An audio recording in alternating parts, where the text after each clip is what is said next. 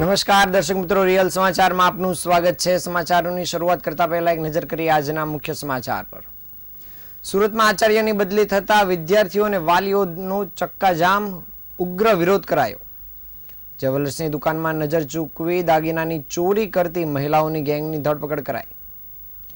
Jewellery એસોસિએશનની રજૂઆત બાદ 9 caret ગોલ્ડના દાગીનામાં પણ હવે હોલમાર્ક ફરજિયાત કરાયું।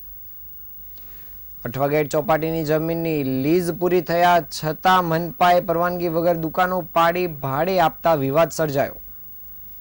જ્વેલર્સની પાછળની દુકાનમાં બાકોરું પાડીને સોના ચાંદીના દાગીનાની ચોરી કરનાર આરોપીઓ પકડાયા। મહુવામાં કિશોરી સાથે છેડતી થતા વિફરેલા ટોળાએ દુકાનમાં આગ ચાંપી પોલીસ પર પથ્થરમારો કર્યો।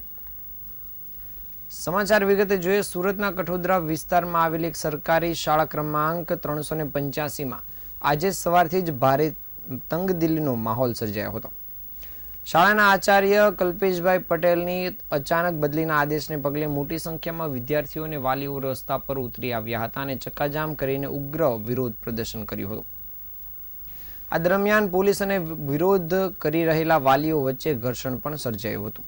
ડીસીપી આલોક કુમારના જણાવ્યા મુજબ આ વિરોધ પ્રદર્શન પાછળ ફ્રોડ કેસના મુખ્ય આરોપી કાળુ પોશિયા અને તેની પત્ની રિંકલ દ્વારા વિદ્યાર્થીઓ અને વાલીઓને ભડકાવવાનો પ્રયાસ હોવાનું સામે આવ્યું છે। તેના પગલે પોલીસ દ્વારા કાર્યવાહી કરવાની ચીમકી પણ ઉચ્ચારવામાં આવી છે। જ્યારે વિરોધ કરી રહેલા બાળકો બસ એક જ માંગ કરી રહ્યા છે કે અમારા કલ્પેશ સરને પાછા લાવો, નહીં તો અમારું ભણવાનું બંધ થઈ જશે।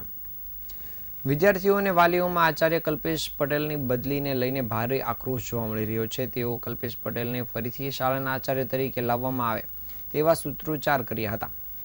એટલું જ નહીં, તેમણે શિક્ષણ મંત્રી પ્રફુલભાઈ પાનસેરિયા વિરુદ્ધ પણ સૂત્રોચ્ચાર કર્યા હતા। આ બદલી પાછળ શાળા પ્રાથમિક શિક્ષણ સમિતિની શાળા ક્રમાંક 385ના તાજેતરમાં જ બહાર આવેલા બોગસ ગાળ પ્રકરણ અને પાલિકાને ઠગવાના કૌભાંડનો મુદ્દો જવાબદાર હોવાનું સામે આવ્યું છે। આ કૌભાંડમાં સંડોવાયેલા 2 આરોપીની ધરપકડ કરવામાં આવી છે અને તેની તપાસ ચાલી રહી છે અને તપાસમાં કોઈ ગોબાચારી ન થાય તે માટે જ આચાર્ય કલ્પેશ પટેલની બીજી શાળામાં બદલી કરી દેવામાં આવી હોવાનું સામે આવ્યું છે।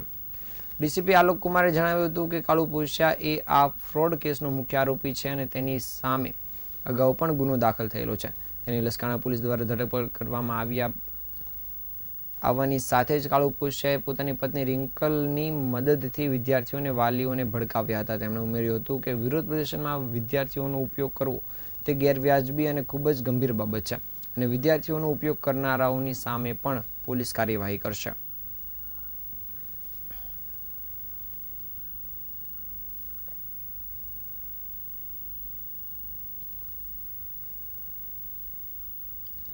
જ્વેલર્સની દુકાનમાં પ્રવેશી જ્વેલર્સના વેપારીની નજર ચૂકીને સોનાના દાગીનાઓની ચોરી કરતી મહિલાઓની ગેંગને ઝડપી પાડવામાં સુરત સાયબર ક્રાઇમની ટીમે સફળતા મેળવી છે।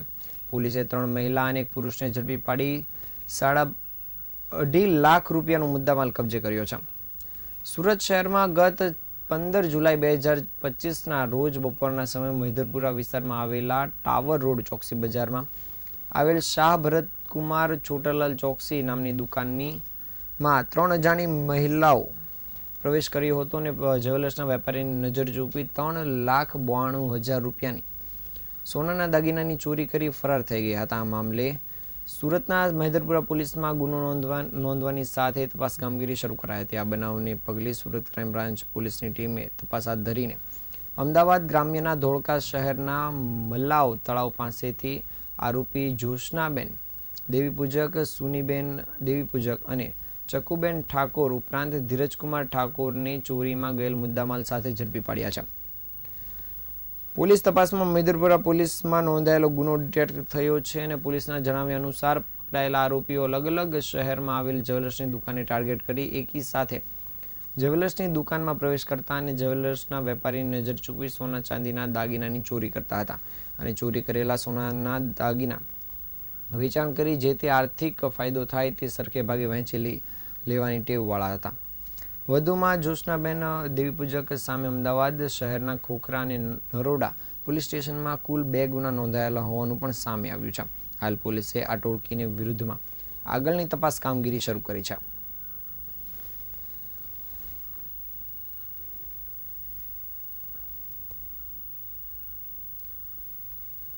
સોનાના ભાવમાં સતત વધારો થઈ રહ્યો છે ત્યારે હવે 9 કેરેટ ગોલ્ડના દાગીના પર પણ BSI હોલમાર્ક ફરજિયાત કરવા માટે સુરતના જ્વેલરી એસોસિએશન દ્વારા રજૂઆત કરવામાં આવી હતી અને હાલ સરકાર દ્વારા 9 કેરેટ ગોલ્ડના દાગીનામાં હોલમાર્ક ફરજિયાત કરી દીધું છે, જેને લઈને હવે જ્વેલરીની માંગમાં વધારો થશે.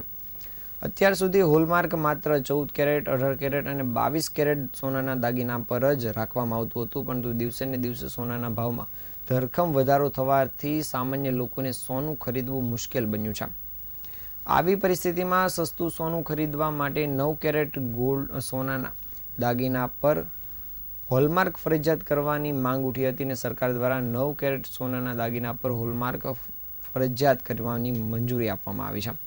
આ અંગે જ્વેલર્સના વેપારીએ જણાવ્યું હતું કે અત્યાર સુધીમાં 14 કેરેટ સુધીના દાગીના પર હોલમાર્કની પરવાનગી આપવામાં આવી હતી અને હવે 9 કેરેટના દાગીનાને હોલમાર્ક ફરજિયાત કરાયું છે, જેના કારણે જ્વેલરી એફોર્ડેબલ બનશે અને ડિમાન્ડમાં વધારો થશે અને જેના કારણે ઇન્ડસ્ટ્રીઝ ચાલશે અને રોજગારીમાં પણ વધારો થશે.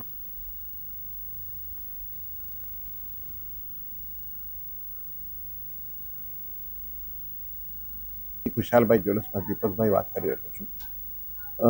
અત્યારે 9 કેરેટની જ્વેલરી માટેનું જે હોલમાર્કિંગની વાત છે, અત્યારે ઓવરઓલ જોવા જઈએ તો ભારતની પ્રજા જે છે એ 22 કેરેટ જ્વેલરી સાથે સંકળાયેલી હતી.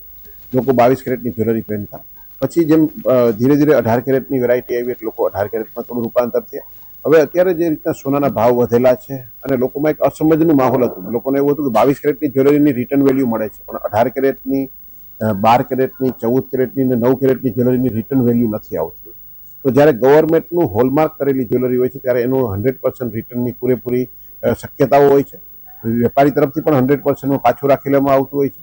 એટલે કસ્ટમર માટે પણ એક આનંદનો માહોલ છે કે એમાં જે અસમજ હતી. બીજા નંબરમાં અત્યારે જે ભાવનો જે વેરિએશન છે, એમાં જે 5 ગ્રામ જ્વેલરી જે આવતી હતી એ ઓવરઓલ જોવા જાય તો 9 કેરેટમાં એ 2 ગ્રામમાં બની જતી હોય છે. તો લોકો માટેના બજેટ અત્યારે જે ભાવ વધવાથી જે બજેટ પણ જે ખોરવાયેલું છે એ પણ સોનાની જ્વેલરી તરીકે 9 કેરેટની જ્વેલરી વાપરવાથી બજેટ પણ એમનું સચવાઈ રહેશે. આપણે ભારતમાં સોનાને એક સુકન્યા ધાતુ તરીકે માનવામાં આવે છે. તો પછી સોનું 9 કેરેટ હોય કે 22 કેરેટ હોય કે 24 કેરેટ હોય, એમાં સોનાનો ઉપયોગ જો થઈ જતો હોય છે તો એ 9 કેરેટ એ રીતે પણ હવે લોકો સ્વીકારશે. અને પાછું મેઇન વાત એવી છે કે જ્યારે હોલમાર્ક થઈને જ્વેલરી આવે છે ત્યારે કસ્ટમરને જે અસમજ હતી કે ભાઈ આ અમારામાંથી પાછું એની રિટર્ન વેલ્યુ મળશે કે નહીં, તો એ અહીંયા પૂરું થાય છે. લોકોને 100% પાછી રિટર્ન વેલ્યુ મળી શકે એવી શક્યતાઓ પાછી બની ગયેલી છે. એટલે લોકો આનો ખૂબ સારી રીતના સ્વીકાર કરી રહ્યા છે. ભારત બહારમાં, ઇન્ડિયાની બહાર તો ઘણા વર્ષો ત્યાં 9 કેરેટ, 12 કેરેટ, 18 કેરેટની જ્વેલરી સ્વીકારીએ છે, લોકો એ જ પહેરે છે. પણ જ્યારે હવે આટલું મોટું વિશ્વ એક થવા જઈ રહેલું છે ત્યારે હવે લોકો ઇન્ડિયામાં પણ આ ટ્રેન્ડ આવી ગયેલો છે અને હવે લોકો આમાં ડિઝાઇનિંગ અને અલગ અલગ માધ્યમથી જોવા જઈએ તો હવે 9 કેરેટની જ્વેલરી ચલણ ખૂબ વધશે એવું લાગે છે. સુરત શહેરની અઠવા ચોપાટી વિસ્તારની સોનાની લગડી જેવી મહામૂલી જમીનની લીઝ પૂરી થઈ ગયા પછી મનપા દ્વારા સરકારની પરવાનગી લીધા વગર જ દુકાનો પાડીને ભાડે પધરાવતા મામલો બીચકાયો છે. મનપાએ રાજ્ય સરકાર હેઠળની જમીનના પોતે ટેન્ડર બહાર પાડી બારોબાર ભાડે ચડાવી દેતા આખરે સિટી સર્વેની કચેરીએ મનપાને તમામ દુકાનદારોને કલમ 61ની નોટિસ ફટકારી છે. રાજ્ય સરકારની માલિકીની એટલે કે કલેક્ટરના હક હેઠળની જમીન ઉપર સુરત મહાનગરપાલિકા દ્વારા બારોબાર વહીવટ કરી લેતા વધુ એક વિવાદ બહાર આવ્યો છે. વાત છે અઠવા ગેટ પાસે આવેલા સિટી સર્વે નંબર 647 અને 648 ની કુલ 34,800 ચોરસ મીટર જમીનની છે, જે સુરત મહાનગરપાલિકા દ્વારા માત્ર 15 વર્ષ માટે લીઝ પર લેવામાં આવી હતી. પરંતુ હવે લીઝની સમય મર્યાદા પૂર્ણ થયા પછી મનપાએ આ જમીનનો કબજો છૂટો કર્યો નથી. એ પૂરતું ન હતું કે મનપાએ કલેક્ટર હેઠળની જમીન ઉપર દુકાનો બનાવીને ટેન્ડર પ્રક્રિયા દ્વારા તેને ભાડે આપી દીધી છે. હાલમાં આશરે 20 જેટલી દુકાનો મનપાએ ભાડે આપી છે. કેટલીક દુકાનો તો ચાલુ પણ થઈ ગઈ છે અને હવે સવાલ એ છે કે શું સરકારી તંત્ર મનપાના ગેરકાયદેસર કબજાને દંડ આપશે કે પછી આખો મામલો ફરી દરબારી દબાણમાં રફે દફે કરી દેવામાં આવશે. આ ગેરકાયદેસર કબજાની જાણ થતાં જ સિટી સર્વે 2 કચેરીએ આ સમગ્ર મામલે ગંભીર નોંધ લીધી છે અને દુકાનદારો સાથે સુરત મહાનગરપાલિકા સામે પણ ભૂમિ હસ્તગતના કાયદા હેઠળ કલમ 61 મુજબની નોટિસ ફટકારી છે. કેવા હક હેઠળ મનપાએ સરકારની માલિકીની જમીન પર કબજો જાળવી રાખ્યો છે અને કેવી રીતના દુકાનો બનાવી ટેન્ડરિંગ કર્યું તે મુદ્દે સ્પષ્ટ અને લેખિતમાં ખુલાસો પણ માંગવામાં આવ્યો છે.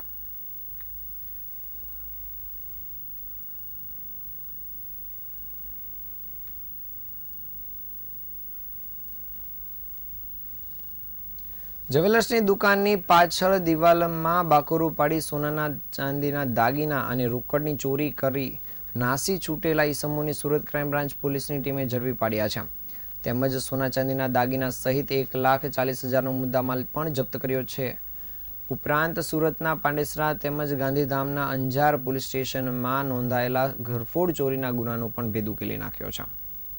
સુરત ક્રાઇમ બ્રાન્ચની ટીમે સુરત રેલવે સ્ટેશન લંબે હનુમાન ગરણા પાસેથી આરોપી નંદુ ડામર, દિવાન ગામડ અને મુકેશ દોડિયારને ઝડપી પાડ્યા હતા. પોલીસે આરોપીઓના કબજામાંથી 1,12,000 રૂપિયાના સોના ચાંદીના દાગીના અને 4 મોબાઈલ ફોન તેમજ ઇલેક્ટ્રિક વજન કાંટા સહિતનો મુદ્દામાલ મળીને 1,40,000નો મુદ્દામાલ કબજે કર્યો હતો. વધુમાં આરોપીઓના કબજામાંથી મળી આવેલ દાગીનાઓ પૈકી 48,000ની મત્તાના ચાંદીના દાગીનાઓએ તેઓએ પોતાના સાગરીતો સાથે ભેગા મળી આજથી 10 દિવસ પહેલા પાંડેસરા તેરેનામ રોડ ઉપર આવેલ એક જ્વેલર્સની દુકાનની પાછળ દિવાલમાં બાકરું પાડી ચોરી કરી હતી. જે પૈકી તેમજ 64,000ની મત્તાના સોના ચાંદીના દાગીના તેઓએ તેમના સાગરીતો સાથે મળી અઠવાડિયા પહેલા ગાંધીધામ અંજાર શાંતિધામ બજારમાં આવેલા એક ગાયત્રી જ્વેલર્સની દુકાનમાં પતરું તોડી સોનાની ચોરી કરી હોવાની કબૂલાત કરી છે. જેથી પાંડેસરા પોલીસ મથક અને કચ્છ પૂર્વ ગાંધીધામ અંજાર પોલીસ મથકમાં નોંધાયેલ ગુનો ભેદ ઉકેલાયો છે. હાલ પોલીસે આ આરોપીઓને લઈને આગળની કામગીરી પણ શરૂ કરી છે.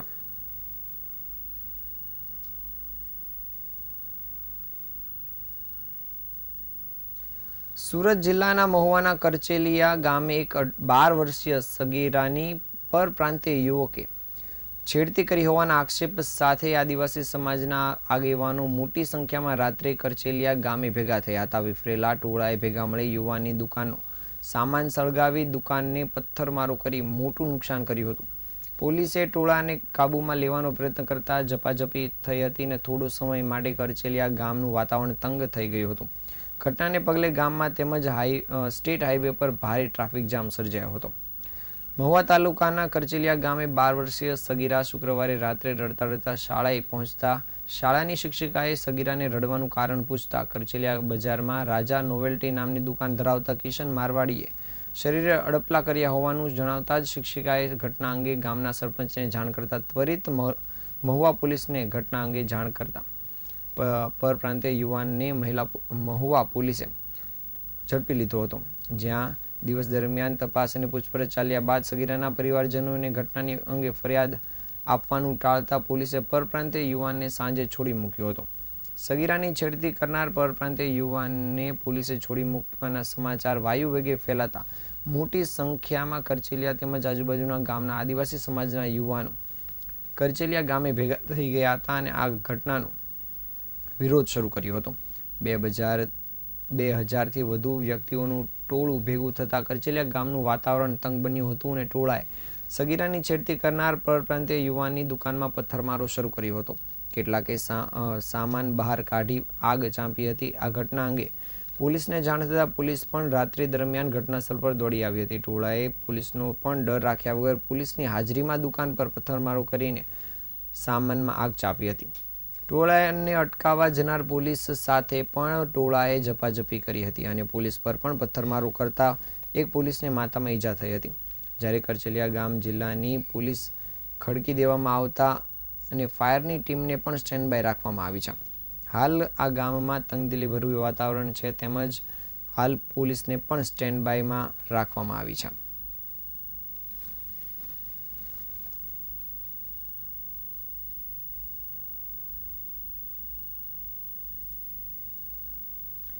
સુરત પાલિકા દ્વારા છેલ્લા 4 દિવસથી ખાડી કિનારાના દબાણોને દૂર કરવા સાથે ખાડી કિનારાના વાઇડિંગ કરવાની કામગીરી ચાલી રહી છે. દરમિયાન આજે વરાછા ઝોનના કરંજ વિસ્તારમાં ખાડી કિનારા પર આડેધડ ગેરકાયદેસર બનાવી દેવાયેલા 50થી વધુ બાંધકામ દૂર કરવાની કામગીરી શરૂ કરવામાં આવી હતી.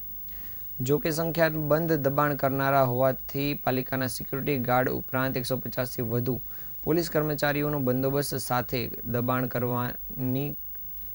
દૂર કરવાની કામગીરી શરૂ કરવામાં આવી હતી. સુરતમાં લાંબા સમયથી ખાડીપુર આવતું હતું પરંતુ તંત્ર સાથે સંકલનના અભાવે ખાડીપુર અટકતું નહોતું, પરંતુ હાલમાં સંકલન થતાં ખાડી કિનારાના દબાણ હટાવવાની કામગીરી શરૂ કરવામાં આવી છે. આ કામગીરી દરમિયાન આજે વરાછા ઝોનમાં ખાડી કિનારે આવેલા કરંજ વિસ્તારમાં ખાડી કિનારાના સંખ્યાબંધ દબાણ દૂર કરવાની કામગીરી હાથ ધરવામાં આવી હતી. જોકે પાલિકાની કામગીરી પહેલા ખાડી કિનારે દબાણ કરનારા મિલકતદારોને હાઈકોર્ટમાં રીટ દાખલ કરી હતી. જોકે આ રીટ રદબાતલ કરી દેતા પાલિકાની ટીમે ડિમોલેશનની કામગીરી શુક્રવારે શરૂ કરી હતી. આ દબાણ દૂર કરવામાં આવે ત્યારે પ્રતિકાર થાય તેવી શક્યતા હોવાથી આજે વહેલી સવારથી જ વરાછા ઝોનના અધિકારીઓ ખાડી કિનારે પહોંચી ગયા હતા અને આ જગ્યાએ દબાણ દૂર કરવામાં વિરોધ થતા તેની શક્યતા હોવાની તે ડીસીપી, એસીપી અને 5 પીઆઈ સહિત 150 જેટલા જવાનોનો કાફલો પણ ડિમોલેશનમાં જોડાયો હતો. ત્યારબાદ કરંજના જવાહરનગર ખાતે 50થી વધુ ગેરકાયદેસર દબાણ દૂર કરવાની કામગીરી હાથ ધરવામાં આવી હતી.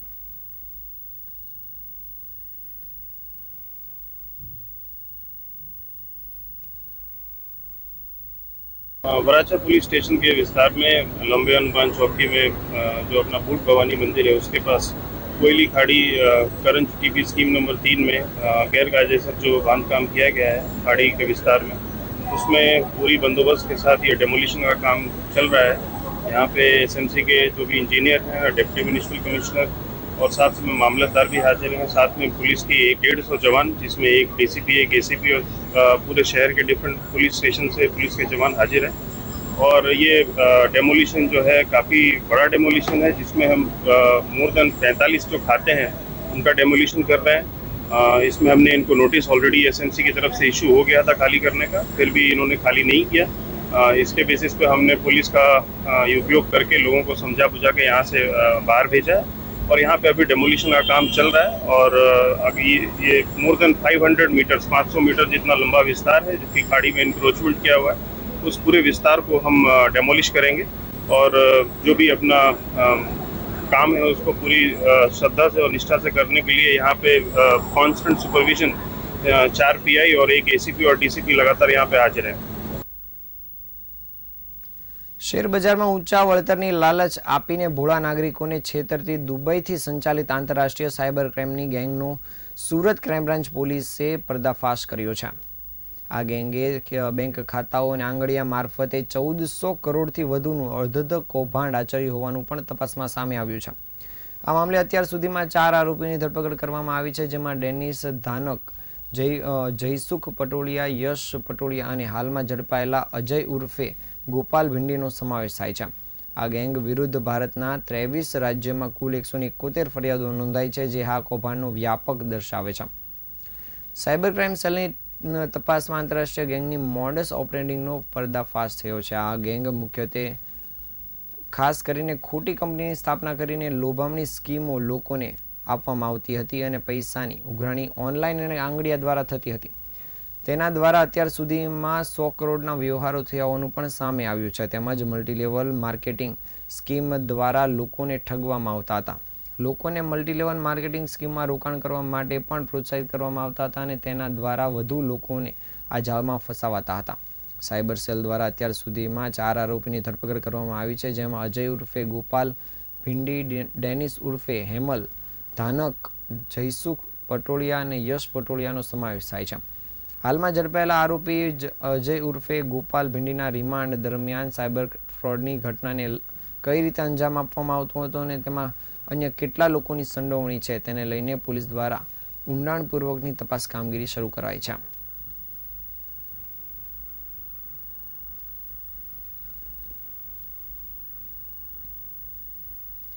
સચિન જીઆઈડીસી વિસ્તારમાં આવેલ ડાયમંડ ઇન્ડસ્ટ્રીઝના બિલ્ડિંગમાં આવેલા આયુષી ટેક્સટાઇલ કંપનીમાં દુર્ઘટના બનવા પામી હતી.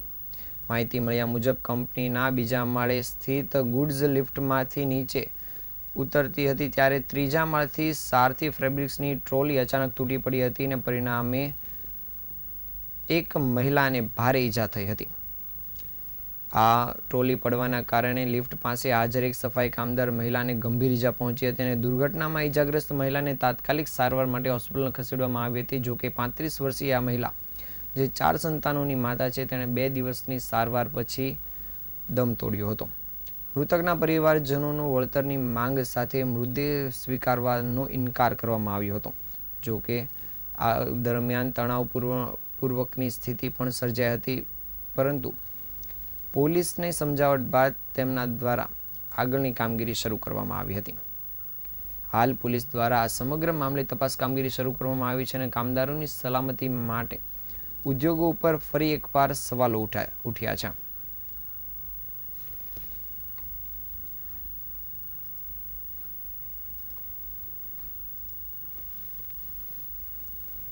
આ હતા આજના સમાચાર. નવા સમાચાર સાથે ફરી મળીશું. ત્યાં સુધી રજા આપશો. નમસ્કાર.